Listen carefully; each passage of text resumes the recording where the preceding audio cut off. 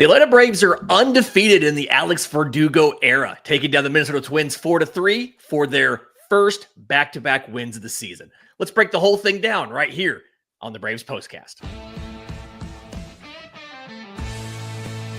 This is the Braves Postcast, your instant game reaction for the Atlanta Braves. Part of the Locked On Podcast Network, your team every day. Yes, welcome on into the Braves Postcast, part of Locked On Sports Atlanta, where we cover your Atlanta sports teams each and every day. I'm your host, Lindsay Crosby. You can follow me on social media at Crosby Baseball. He's Jake Mastroianni of Locked On Braves. At Shortstop Ball on X is where you find him and all of his fantastic work. And Jake, I am excited to get to talk about back-to-back wins with you. This is it's the Alex Verdugo era. It's a new era in Atlanta. And they are 2-0. They're going to finish the season without losing any other games and go to the World Series, right? Yeah, I mean, that's the way that this works, I guess. But it is nice to talk about back-to-back wins. Haven't been able to do it in a long time. So great to do it. And big game for Alex Verdugo. I mean, I know 0 for 4 or 0 for 5 in his first night, but to come back tonight, get on base, have a big game there. Great for Alex Verdugo. Yeah, he goes 4 for 5, 2 doubles, scores 2 runs, and crucially, the turning point of the game is the bottom of the 6th inning, and he gets the RBI single that is the go-ahead run for the Braves. It was a little bit, you touched on him going 0 for 5 yesterday, and I chuckled a little bit when you saw, I think 3 of his balls were hard hit balls over 100 miles an hour, all caught for outs, and we're like, it's welcome to the Atlanta Braves, right? But we see Alex Verdugo tonight. He's not swinging and missing a lot. He's putting the ball in play. He's playing good enough defense in left field.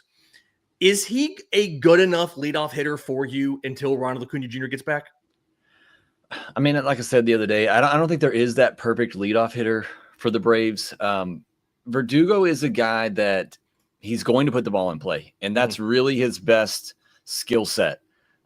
So, in terms of, having somebody at least in the leadoff spot that is going to give you a good at bat and put the ball in play, I think he certainly fills that role, but he's not going to hit for power. He doesn't have a lot of speed, so he doesn't do kind of those other things that you really want your leadoff hitter to do.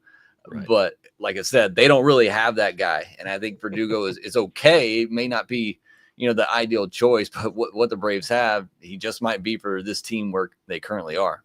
Yeah, and MLB.com's Mark Bowman had the stat early in this game. Verdugo singled and doubled in his first 2 at-bats, and Bowman pointed out that those 2 hits were one more hit than the Braves had gotten in the previous 5 games from whoever was the leadoff hitter. Leadoff hitters were 1 for 21 going into tonight's game, and Verdugo obviously goes 4 for 5 in this one. It felt like a pretty good night overall for the offense, right? 12 hits.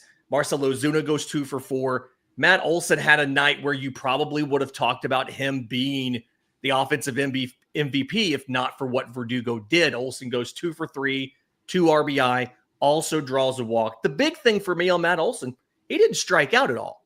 So, good night for the offense in general. And I felt like it was everybody but Ozzie Albies and Sean Murphy got a hit.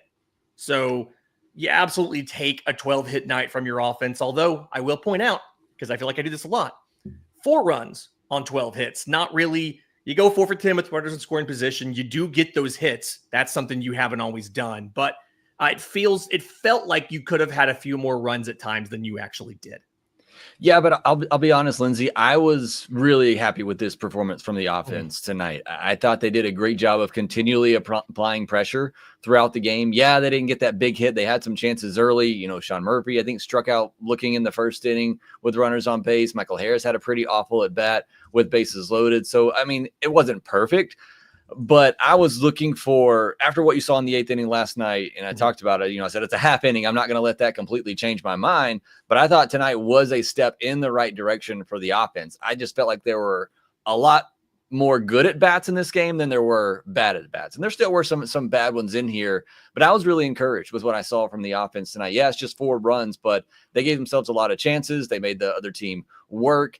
And, eventually they are going to get those big home runs. Kelnik, just missing one. Matt Olson just missing one off the wall. So, I mean, they still, I thought did a great job offensively, just having some more consistent good at bats up and down the lineup. Nick Allen at the bottom of the lineup, getting on base, doing some things. So I really like what I saw from the offense tonight. Yeah. And on the note of Kelnik almost getting one, this came up a lot on social media. It's in the comments on the live stream on YouTube right now. Kelnik, he's not pimping the single, right? But he's not running very hard out of the box. He really gets going after he rounds first base, ends up getting thrown out at second. And a lot of the immediate reaction everybody's had is that Jared Kelnik should have been pulled from the game for that, for not hustling down the line. But before we started recording, you had a pretty nuanced observation that we can't just blanket be mad at Kelnik for what we saw on the broadcast, right?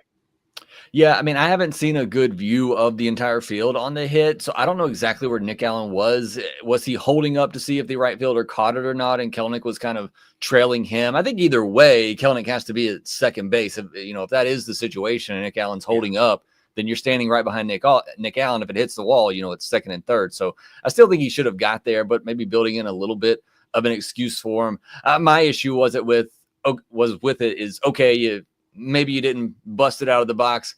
Don't get thrown out at second, because that did end up costing the Braves a run as they got a hit later in the game. It's like you made one mistake and then you doubled down on it and made another mistake. Yeah. If you're already at first base and you haven't started hitting your full sprint, maybe just turn around and go back to first. It's embarrassing to have a ball off the wall be a single, but it's more embarrassing to, like your point, to double down on the mistakes, get thrown out at second, and end up impacting the inning there. So all in all, good outing for the offense. Happy with what they did. In just a second, I want to get to the pitching. We saw another short start from Chris Sale. We'll break that down, plus some impressive work from the bullpen. We'll do that next, right here on the Braves Postcast.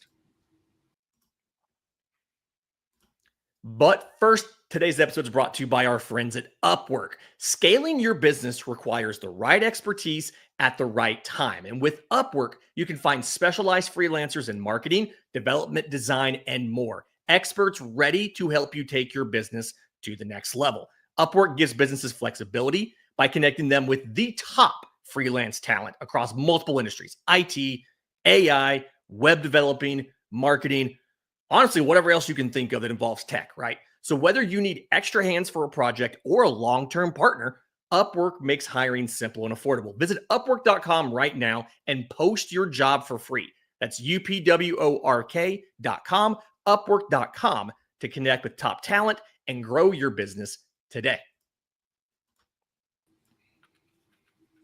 Okay, Jake, so frustratingly in this, we saw, I'm going to call it the continuation of a trend that we've seen early this year. Chris Sale goes 4 1/3 innings, 6 hits, 2 runs allowed, 3 walks to 8 strikeouts, takes 98 pitches to get through 4 1/3. Bases loaded in the 5th when he leaves. Rafael Montero, who's looked fantastic, we're going to get to him, comes in, 2 strikeouts, cleans it up. It feels like Chris Sale's been doing this a lot this year. A lot of his outings have felt like they have been shorter outings. And I don't know if he's just the spring ramp up wasn't enough or what's going on. Are you at the point yet where you're concerned about Chris Sale? Yeah, I think you absolutely have to be when you're talking about a guy who basically hadn't pitched a lot for 3-4 years. He comes back last year, throws a ton of innings, has a back issue at the end of it. He's 36 years old. Velocity's been down at times this year. I know it was fine early in this outing, but he certainly seemed to get worn out in that 5th inning here. Credit the Twins a little bit, and that they fouled off a ton of pitches really against Chris Sale in this one, and that had to be frustrating for him. But yeah, I mean, I'm not gonna sit here and say I'm not at all concerned about a 36-year-old that threw a lot of innings last year after he hadn't in a while, and he hasn't quite looked himself. 18 foul balls tonight, 10 foul balls on 32 four-seamers that he threw. So they did a good job fouling that off, and it's easier to do when you're not throwing 96, 97, which they seem to be fouling those pitches off too. But it's a bit concerning. I think overall the stuff, as I keep saying, looks okay. It does seem to be more location-wise. I mean, 3 walks for him tonight. He had 3 walks in Tampa the other day. It looked like maybe he was pitching around Jeffers. He walked him twice, so maybe he just liked the matchup on deck better. But I mean, certainly it's not what you're hoping for out of the guy that just won the Cy Young for you. And you really need the pitching with the way the offense has been struggling. You haven't got it from Chris Sale in a month now. Yeah, he touched 97.2, so that was kind of normal. The average was 94.5, so that felt kind of normal. But to your point, in the 5th inning, he really started to run out of gas. He threw 3 fastballs that barely broke 90, were under 91. He actually had a couple changeups in this game that were harder than those 5th inning fastballs. So I don't quite know. Obviously, we're not going to speculate on what's going on, but you need more from Chris Sale. And I do think he's going to say that, right? In the post game, we're going to get all the quotes later from Justin Toscano, David O'Brien, and Mark Bowman. He's going to say that he has to do more. But the good news in this one is that the Braves pitching staff, the bullpen, absolutely picks him up.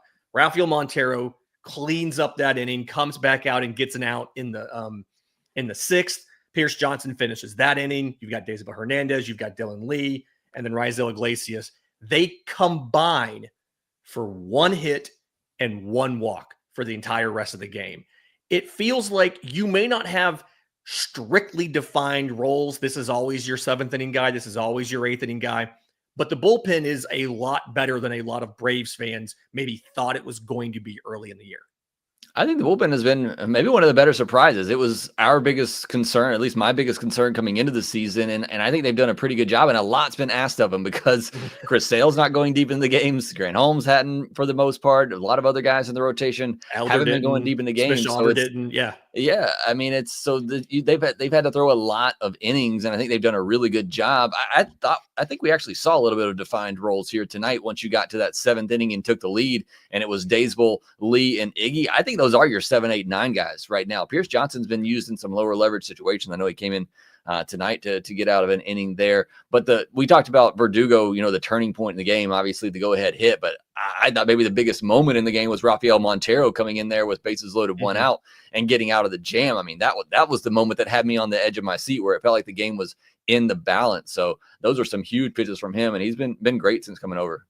Yeah, it's switching over to a splitter from his typical changeup did a lot of really great work for him. As far as letting him pitch the way that he wanted to. I broke the whole thing down on the newsletter on BravesToday.com about how he was throwing the changeup in a lot of different situations and he struggled with it. And now that he's got this splitter, he can go back to how he wants to use it. And the greatest part of this here is Houston sent you a bunch of money to cover this contract. You're paying like $3 million for the year for Rafael Montero. And it may end up being one of the better acquisitions of the year for Atlanta if he pitches the way that he did today. I think he's already been worth $3 million. He's pitched in some big spots already. He got the extra inning win too. So I mean, he's already been that. But I want to note real quick before we move on though, because we talked about this yesterday. We saw it again though with Snicker. He got out of that jam and then he brought him back out for the next inning. Unfortunately, walked the leadoff batter. But that's something. And again, when Sale only goes 4 1/3 and your pitchers aren't going deep, you have to do that. But he continues to kind of try to get a little bit more out of these relievers. Yeah, and it's going to be interesting for me now to see what happens tomorrow with the pen. Raisel Iglesias has pitched now twice. Dylan Lee threw 25 pitches. Daysbel was at 16. What's on deck tomorrow? You really need a deeper start out of Grant Holmes. And then if you have a save situation, do you throw Iglesias a 3rd straight day? Do you go with a different option? I'm really curious to see how tomorrow's game ends up. Hopefully a lot of runs for the Braves offense because I think you're right. It may not be a lot of people available coming out of that bullpen. I mean, I know Iggy will do it, but you really hate to ask that of him. You had to use, like I said, I think what are your top 3 relievers right now in Daysbel and Lee? That at bat from Christian Vazquez might still be going on. But I mean, it's just you're gonna need more out of Grant Holmes. You're gonna need more out of your starters going forward. But this may be a game where you're hoping your offense really goes to work. But it's a tough customer and Joe Ryan on the mound. I was about to say Joe Ryan's 1-1 with a 2.45 ERA this year. So really tough matchup there. Obviously, Grant Holmes 1-1, 3.78 ERA. We saw him go incredibly deep in that last outing that he had. The second longest start by a Braves starter this year. We need another outing like that from Grant Holmes. That game's at 1:35 p.m. Eastern tomorrow, series finale. Braves going for the sweep. Standard broadcast, FanDuel Sports South and Southeast. Jake, I believe you're out tomorrow for the Postcast. I'll be here with you on Easter Sunday to break happy down. Easter, everybody. Yeah, happy Easter, everybody. We'll break down all of the action with you.